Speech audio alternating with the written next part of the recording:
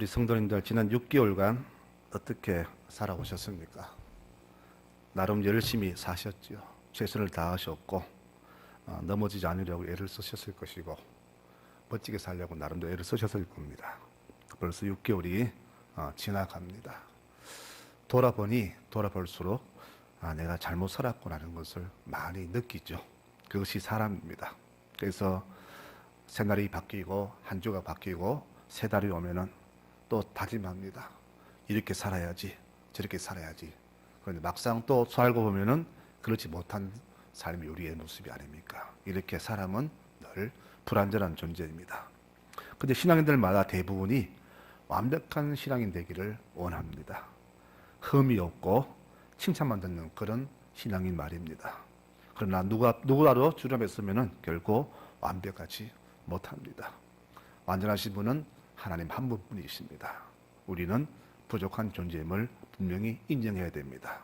그런데 우리가 왜 자꾸 완벽함을 추구할까요? 이 추구 때문에 우리의 삶이 어쩌면 형식과 허식으로 바뀐 것이 아닌가 그렇게 생각을 해봅니다. 오늘 주님께서 말씀 속에서 이렇게 말합니다. 내가 율법을 없애놓은 것이 아니고 완전하게 하려고 왔다라고 이상한 말씀을 하십니다. 즉, 이 주신 율법을 완벽히 지키는 방법을 알려주겠다는 겁니다. 이 율법은 모세가 받은 십계명을 그 오지랖 넓은 율법학자들이 더 많이 붙여서 만든 것인데 꼭 우리가 해야 할 긍정적인 율법 248개와 하지 말아야 할 부정적인 율법 365개 총 합쳐서 613개를 만들어내어서 우리 신앙인들에게 부담을 주기 위한 삶의 한 방책입니다. 이스라엘 백성들은 이 613개 때문에 너무나 힘이 들었습니다.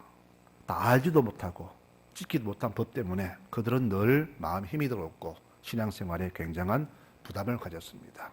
이 율법이 어쩌면 그들에게 올무가 된 것입니다. 근데 주님께서는 오늘 이 율법을 우리에게 완전히 지킨 법을 가르치겠다 이렇게 폭탄 선언하십니다.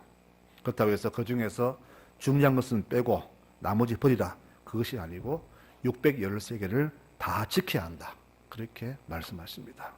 어떻게 하면 내가 이거 다 지킬 수 있을까요? 주님 그러잖아요. 내가 진정으로 말한다. 천지는 없어져도 율법의 점 하나, 획순 하나도 절대 없어지지 않고 다 이룬다라고 분명히 말씀하십니다. 그래서 우리는 이 율법을 다 지켜야 됩니다. 한 문장 속에서 글자 한자 틀렸다고 해서 그 뜻이 절대 변한 것은 아닙니다. 그런데 주님께서는 이 별로 중요하지 않은 점 하나, 획순 하나도 반드시 다 이룬다고 이렇게 말씀하셔요.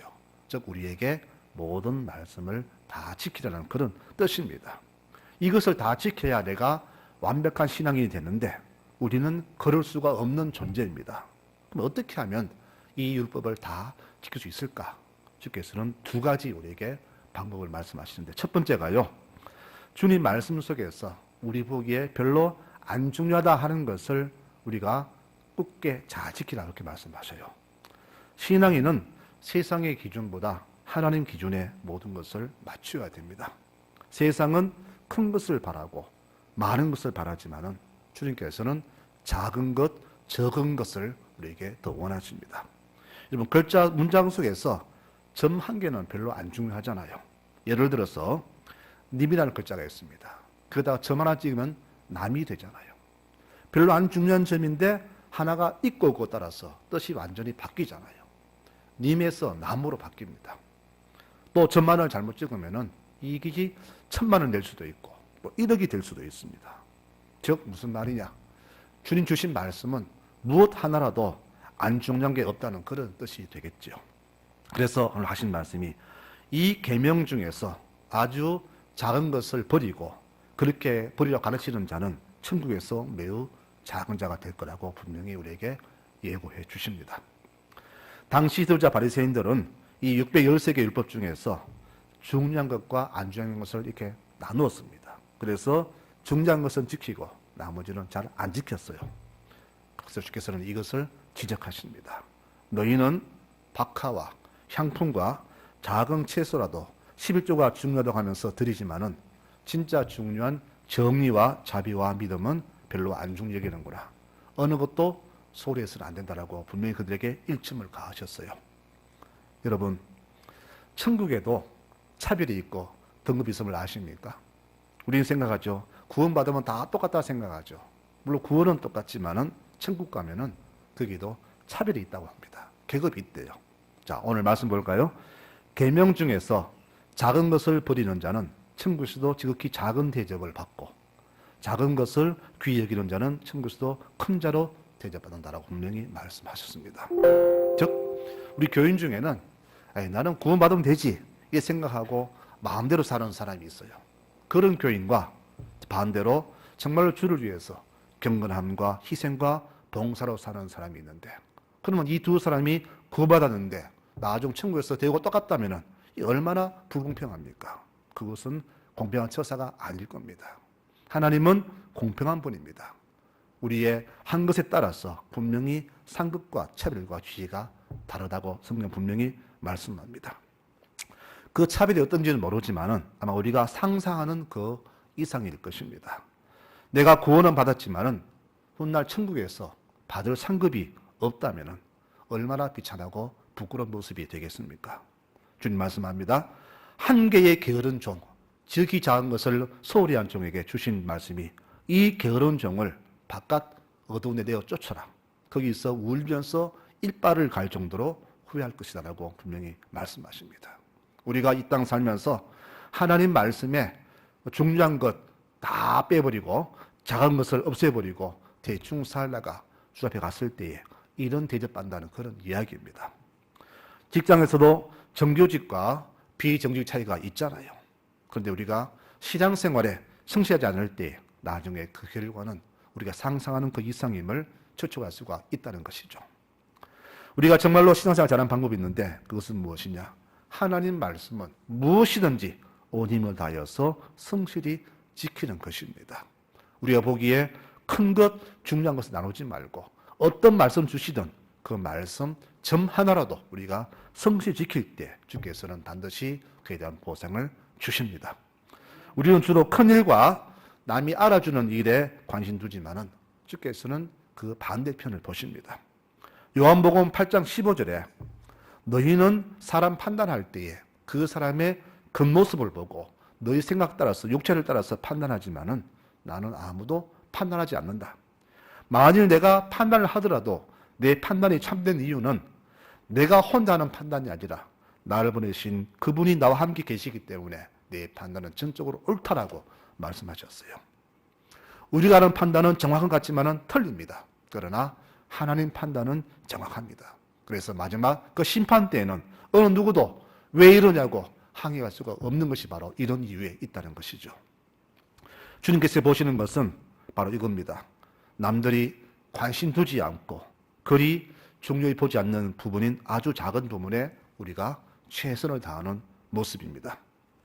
99의 양을 남겨두고 한 마리를 찾아가신 것은 바로 그만큼 작은 것을 귀히 보신다는 그런 증거입니다.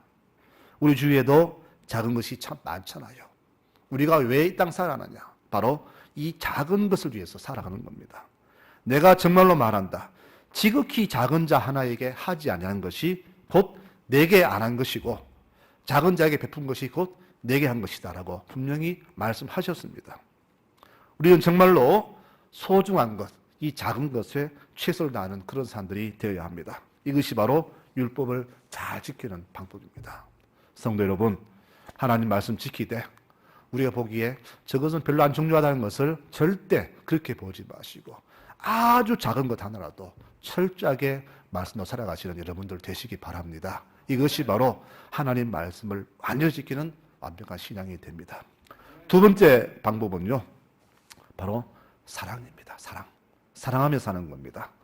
저는 613개 율법을 다 모릅니다. 우리가 성경 속에 레위기, 민수기, 신명기 보면은 하나님께서 해라 하지 말라는 말씀이 굉장히 많습니다. 다 그것이 율법입니다. 다 알지도 못하지만 알아도 못 지킵니다. 여러분 똑같을 겁니다. 그렇죠? 그렇지만 저는 구원을 확신합니다. 무슨 배짱으로 확신하느냐? 다 못 지키면서. 저는 로마서 10장의 말씀을 믿기 때문입니다. 네가 네 입으로 예수님을 네 주님으로 시인하고 또 하나님이 그를 죽음에서 다시 살리신 것을 마음으로 믿으면 구원받는다라고 말씀하셨습니다. 이것이 바로 믿음이에요. 나는 이 법을 다 못 지켜서 늘 죄 중에 거하지만은 주께서 보시는 것은 그것이 아니라 내 마음으로 믿고 예수 그리스도를 내가 입으로 시인하는 그 믿음 보시고 나를 구원하시기 때문에 저는 말씀대로 다 못 살아도 저는 구원을 확신한다는 겁니다. 여러분, 구원은 바로 그런 겁니다. 여러분들도 이런 믿음으로 구원을 확신하시는 여러분들 되시기를 축원합니다. 내가 말씀 못 지켜서 선한 일을 못해서 이웃을 사랑 못해서 구원 못 받는 것이 아닙니다. 구원은 바로 내가 예수를 믿는 믿음으로 구원받는 거예요. 우리의 삶의 모습이 주님 보시기에 아주 등급 이하라 할지라도 주께서 보시는 그것이 아니라 바로 예수를 믿는 그 믿음 보시고 구원하시는 겁니다. 그러면 왜 굳이 율법을 그렇게 지키라고 강조하시는가? 바로 한 가지 이유입니다. 율법은 구원받은 사람들이, 믿음의 사람들이 살아가는 삶의 방침이기 때문에 율법을 그렇게 강조하신 거예요. 율법을 잘 지켰다고 해서 구원받는 것은 결코 아닙니다. 구원은 믿음으로 받지만은 구원받은 사람이 살아갈 삶의 방침은 바로 이 율법이 되는 거예요. 그래서 율법을 지켜야 되는데 너무 많아서 못 지키고 내가 범죄하니까 주께서 그것을 한마디로 요약한 것이 뭐냐? 사랑하라는 겁니다. 사랑. 그래서 성경 말하죠. 사랑은 모든 허물을 다 덮어준다 그랬습니다. 내가 사랑함으로써 나의 허물도 덮어지고 내가 사랑하기 때문에 주께서 내 허물도 덮어주셔서 내 모든 죄를 갖다 덮어주심으로써 우리가 완전한 신앙인이 된다는 그런 이야기가 되는 겁니다. 여러분, 그렇습니다. 로마서 13장에 말합니다. 남을 사랑하는 자는 율법을 다 이루었다. 사랑은 율법의 완성이라고 했고요. 베드로전서 4장 8절에 사랑은 허다한 죄를 덮는다. 허다한 죄라는 것은 무슨 죄입니까? 우리의 모든 죄를 말합니다. 어제 지은 죄, 오늘 지은 죄, 내일 지은 죄, 앞으로 지을 죄들. 우리는 늘 죄 속에 거하지만 내가 대신 사랑으로 살아간다면은 주께서는 이 사랑을 보시고 우리 모든 죄를 다 덮어주신다는 그런 이야기입니다. 그러므로 내가 말씀대로 다 살지 못한다 할지라도 내가 안심이 되는 것은, 감사한 것은 내가 사랑으로 살아갈 때 주께서는 나의 모든 허물과 죄악들을 덮어주시고 용서하신다는 그런 이해가 되는 겁니다. 구원은 믿음으로만 받습니다. 이것은 천지와 변도 변치 않는 진리입니다. 그러면은 믿음을 어떻게 내가 보여줄 수 있을까요? 전도할 때 그러죠. 예수 믿으세요. 교회 오시오. 그러죠. 여러분, 믿음은 그게 아니에요. 믿음은 내가 그들이 보게끔 보여줘야 됩니다. 믿음이라는 글자가 이게 형용사인데 어떻게 동사로 보여야 됩니까? 어떻게 명사로 나타내 보입니까? 딴 게 아닙니다. 믿음은 보여줘야 되는데 내 사는 모습으로 보여줘야 되는 거예요. 그래서 우리에게 그 삶의 방침을 율법으로 주신 겁니다. 구원받은 우리 성도들은 이 땅 살아갈 때 하나 주신 말씀대로 살아가야 됩니다. 그 말씀이 바로 율법 613개입니다. 여기서 내가 다 지키지 못하지만 지키는 거 있고 못 지키는 게 있어요. 하지만 다 못 지켜도 내가 한 가지 오직 내 사랑하는 마음으로 지극히 작은 자를 위해서 살아간다면 주께서는 우리가 완전한 신앙이라고 인정해 주신다는 그 말씀이 바로 오늘 말씀의 핵심이 되는 겁니다. 그래서 야고보서 말하잖아요. 네가 믿음이 있다고 하면서 행함이 없다면 그게 무슨 믿음이냐. 그런 믿음으로 구원을 받겠느냐. 영혼이 없는 믿음이 몸이 죽은 몸이듯이 행함 없는 믿음은 죽은 것이다 라고 분명히 말씀하십니다. 저는 가끔 제 믿음이 내 믿음이 바른가 아닌가 의문점을 가집니다. 내가 정말로 바로 가고 있는가 아닌가 늘 한 번씩 생각해 봅니다. 왜? 어떻게 진단할 수 없으니까. 어떻게 이게 어떤 기준이 있으면 맞춰갈 수 있는데 할 수 없기 때문에 그런 의문 가집니다. 주께서는 우리의 신앙이 바른지 아닌지 기준을 주셨는데요. 그 기준이 뭐냐? 바로 바리새인이라는 시험지입니다. 학생들이 제 실력을 알기 위해서 시험을 치면은 실력을 알 수 있듯이 주께서 우리에게 우리가 바르게 사는지 아닌지 시험지 주셨는데 그것이 바로 바리새인입니다. 오늘 말씀에 그러잖아요. 너희가 바리새인들보다 더 올바르게 살지 못한다면 절대로 하늘에 들어가지 못한다라고 기준을 주셨습니다. 바리새인들은 법을 잘 지키는 사람입니다. 요즘 말로 법 없이 살 아주 순진한 사람들이죠. 이런 사람 자주 봅니다. 나는 누구에게도 해를 끼친 적이 없다. 나는 남에게 눈물 흘리게 한 적이 없다라고 하면서 자기 의로움을 나타내는 사람을 가끔씩 봅니다. 잘 살았다는 얘기죠. 그런데 여러분, 세상에서 가장 나쁜 사람이 누군지 아십니까? 바로 남에게 손해를 끼친 사람이 아니라 나 중심으로 살면서 이웃에게 철저하게 무관심한 사람이 가장 나쁜 사람입니다.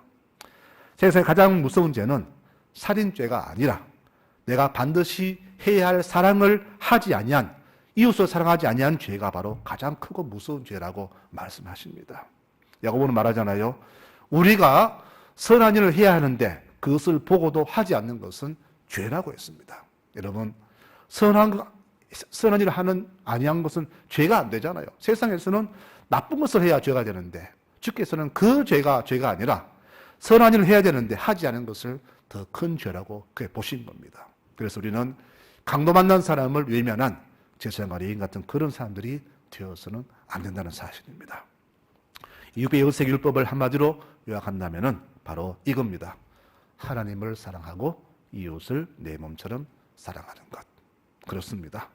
하나님 사랑하는 사람은 정말로 이웃을 사랑합니다. 그리고 이웃을 사랑하는 사람은 하나님을 사랑하게 되어 있습니다. 그래서 신앙생활을 잘한다는 기준은 뭐냐? 바로 이웃 사랑이 된다는 사실이죠. 사랑은 모든 허물을 다 덮어줄 뿐 아니라 이 율법을 완전히 지키는 그런 비결이 됩니다. 더불어서 이 계명을 다 지킨 사람에게 훗날 천국에서 주어지는 그 보상은 우리의 상상 그 이상이 될 것입니다. 지금 이 시대 이 사랑이 너무나 절실한 시대라고 보아집니다. 말씀을 맺고자 합니다. 벌써 올해 반환점에 들어섰습니다. 또 남은 6개월 어떻게 살아가야 할까? 참 고민이 깊지요. 6개월도 힘드는데 앞이 보이지 않는 미래를 살아가자니 답답합니다. 이때 어떻게 해야 됩니까? 여러분, 미래가 보이지 않을 때는 지난 과거를 회상하면 됩니다. 어떻게 우리를 도우셨는가? 내가 힘들 때 어떻게 역사하셨나 함을 돌아보자는 겁니다. 이것을 우리는 회상이라고 합니다. 내가 과거를 돌아보고 신앙처럼 살지 못했다면 그것을 고치면 되지만 알면서도 행하지 않는 것은 더 결과 무섭게 다가올 겁니다. 그래서 말씀하기를 지극히 작은 것에 충성된 사람은 큰 것에 충성하지만은 작은 것에 불의한 자는 큰 것도 불의하다. 이런 자는 결단코 천국에 못 들어간다라고 하셨어요. 훗날 우리 모두가 주 앞에 섰을 때에 그 심판 기준은 다른 게 아닙니다. 이 땅에서 우리가 어떻게 살았는가 하는 것으로 심판의 기준이 될 것입니다. 그것을 가지고 우리에게 상급이 주어질 것이고 상급의 차등이 주어질 것입니다. 우리가 바로 지금 현실에 왜 충실해야 하는가, 왜 성실하게 살아가는가, 바로 그 이유가 바로 여기에 있다는 것이죠. 성경은 우리에게 기억하라는 말을 자주 합니다. 과거를 기억하면은 잊고 있었던 은혜가 소록소록 떠오릅니다. 그리고 기억하면은 미지의 세계도 환히 보입니다. 우리 하나님께서는 말씀하신 것은 점 하나도 어기지 않고 다 지켜주셨고 약속을 이행하셨습니다. 우리는 기억하지 못했지만은 잊고 있었지만은 주께서는 성실하게 하신 말씀을 다 이루셨습니다. 이 하나님이 바로 우리의 미래를 다시 여시고 이끄신 것입니다. 이 하나님을 찬송하며 살아가시는 우리 모든 교우들 되시기 바랍니다. 성도 여러분, 이제 오지 않은 미래에 살아갈 모든 미래에 대한 결론은 하나님께 맡기고 우리는 지금 이 시간 주 앞에서 성실하게 신실히 살아가야 될 겁니다. 신실한 성도, 충성된 성도, 완전한 성도는 바로 이런 상급을 약속받습니다. 잘했다. 착하고 충성된 종아, 네가 적은 일에 충성하였으니 내가 많은 것을 네게 맡기겠다. 여러분, 이 땅의 상급과는 비교가 안 됩니다. 우리도 그렇잖아요. 어디 일을 맡길 때에 작은 일을 맡겼는데 그 사람이 자기 일처럼 충실히 했을 때는 큰 것도 맡기지만은 작은 일이 돈 안 된다고 대충 한 사람을 다음에 안 부르잖아요. 똑같은 거예요. 주께서 우리가 작은 일을 감사히 충실히 감당할 때 우리를 인정하시고 큰 것도 맡긴다는 그런 이야기입니다. 그럼 이처럼 완전한 신앙인은 작은 일에도 최선을 다하고 작은 이웃에게 사랑을 다하는 그런 신앙인이 되는 겁니다. 이런 신앙인이 바로 완전한 신앙인이 됩니다. 성도 여러분, 크고 좋아 보이지만은 썩어 없어질 양식을 위해 일하지 마시고 영원한 것을 위해서 살아가는 여러분들 되시기를 축원합니다. 눈에 보이는 것보다 보이지 않는 것이 더 소중함을 깨닫는 여러분들이 되시기를 축원합니다. 여러분, 보이는 것은 언젠가는 없어질 것이고 다 사라질 것입니다. 지금은 내 눈에 보이지 않지만 우리가 바라는 것들, 소망하는 모든 것들 반드시 내 바람대로 다 이루어질 것입니다. 성경 그것을 분명히 약속하고 있습니다. 우리가 바로 왜 살아갑니까? 이 소망이기 때문에 살아가는 것이잖아요. 지난 반년도 우리는 하나님 은혜 아래 살아왔습니다. 원래는 우리가 그동안 겪어보지 못했던 아픔을 모두가 다 겪으며 살고 있습니다. 하지만 주께서는 이 와중에도 우리 모두를 일일이 세밀하게 다 지키시고 보호하셨습니다. 이 은혜는 절대 잊어서는 안 될 것입니다. 영원히 은혜와 사랑을 기억하시는 여러분들 되시기를 바랍니다. 그리고 7월을 감사하게 맞이하십시다.